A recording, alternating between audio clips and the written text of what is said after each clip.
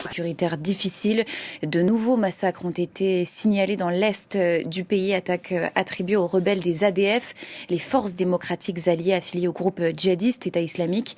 Bilan, je vous le disais, au moins 12 morts selon des sources locales.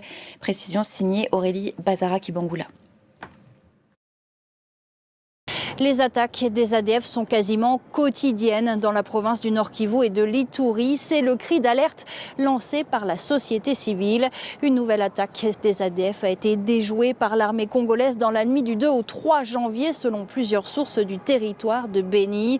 Alors ces dernières semaines, les ADF, des rebelles à l'origine ougandais affiliés à l'État islamique, ont multiplié les attaques contre les civils. Rien que ces 2 derniers jours, au moins 12 personnes ont été tuées dans le secteur Bapéré. Des maisons ont été pillées et incendiées. Alors depuis novembre, ce sont au moins 50 personnes qui ont été tuées, selon un bilan encore provisoire fourni par la société civile sur place. Alors la RDC et l'Ouganda ont lancé fin 2021 une opération conjointe pour faire face à ces attaques.